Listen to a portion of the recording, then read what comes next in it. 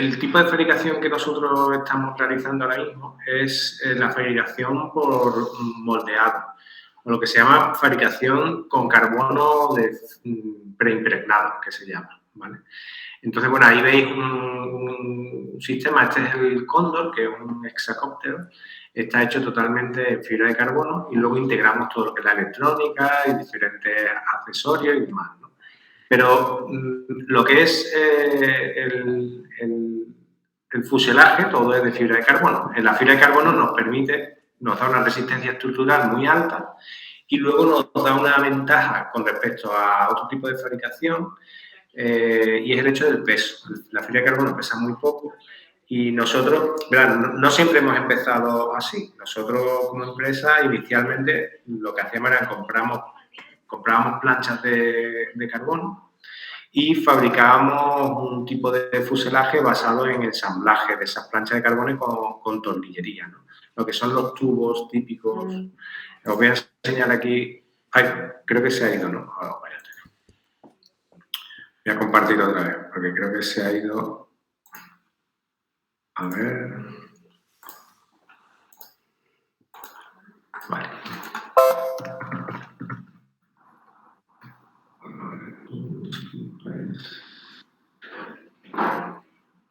A ver, los equipos estándar, para que... ¿Veis la pantalla, no? ¿Veis la web? Sí, ¿no? Sí, se ve.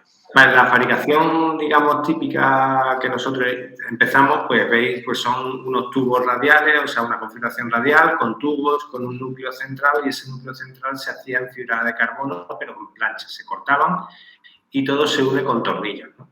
Ahí vemos, pues, uniones de tubos con placas con tornillería. Eso tiene una ventaja y, bueno, y tiene una desventaja. La desventaja principal es que pues añade mucho peso a la estructura con el tema de la tornillería. Entonces, ¿qué ocurre? Pues, por ejemplo, este tipo de aeronave, esto es un octocóptero, para revisiones industriales, pues la autonomía de vuelo está en torno a los 20-25 minutos en el mejor de los casos. Quiere decir que debido al peso consumen mucho los motores, son hélices pequeñas y al final castigan mucho en el tiempo de vuelo. Nos dimos cuenta que era necesario tener otros métodos de fabricación para aligerar el peso. Y para eso, pues, hace ya 6 años empezamos a fabricar con lo que os he comentado antes, de la fibra de carbono preimpregnada, ¿no? Entonces, el problema que tiene la fibra de carbono preimpregnada es que requiere de unos moldes, ¿vale? Entonces, esos moldes que tienes que fabricar o que te fabriquen tienen que basarse en un diseño previo que tú hayas realizado y esos moldes... Os voy a poner la presentación.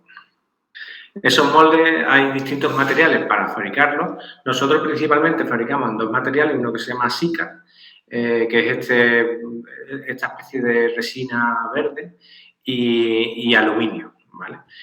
Entonces, ¿qué ocurre? Pues que requiere a la hora de tú fabricar un molde para poder realizar una pieza en concreto, tienes que estar muy seguro de que la pieza que vas a luego sacar de ese molde es la definitiva, porque si no, imaginaos todo el trabajo de diseño, donde tú haces una pieza en 3 dimensiones, luego haces un contramolde o un negativo para hacer el molde y luego meterlo en una máquina y en esa máquina comerte el aluminio para al final tener una pieza, un molde para poder usar carbono preimpregnado.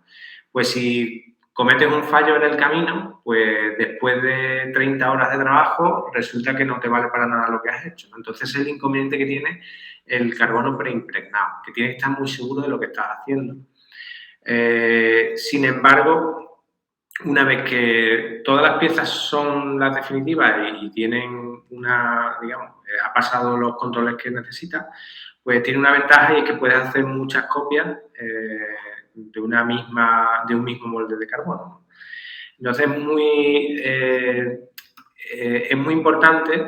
Nosotros teníamos claro que necesitábamos para este tipo de fabricación, necesitábamos una maquinaria para poder fabricar este tipo de moldes, ¿vale? Y la maquinaria, pues, al final es un centro de mecanizado donde nos comemos un bloque de aluminio y fabricamos lo que es el molde.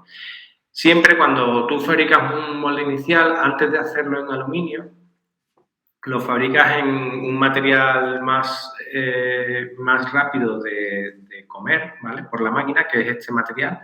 ¿Por qué? Pues porque si cometes un fallo, para haceros una idea, un molde de aluminio tarda 5 horas, o sea, 5 veces más de lo que tardaría en hacer un molde de este material, ¿vale?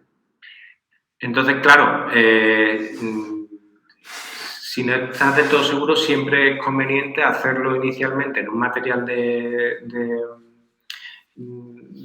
más rapidez y este material te va a permitir hacer unas 4 o 5 piezas para validar si están bien o mal. Después ese material se suele degradar y ya no te sirve para hacer más piezas. O sea, está pensado para pocas copias, ¿no? Sin embargo, el aluminio no, el aluminio es perpetuo. Siempre que no lo arañes o le des un golpe en la superficie del molde, no va a sufrir ningún... O sea, sin que no tenga ningún desperfecto, podría durar con el molde hasta siempre, ¿no? Entonces puedes hacer múltiples copias de una molde de aluminio, con lo cual es ventajoso.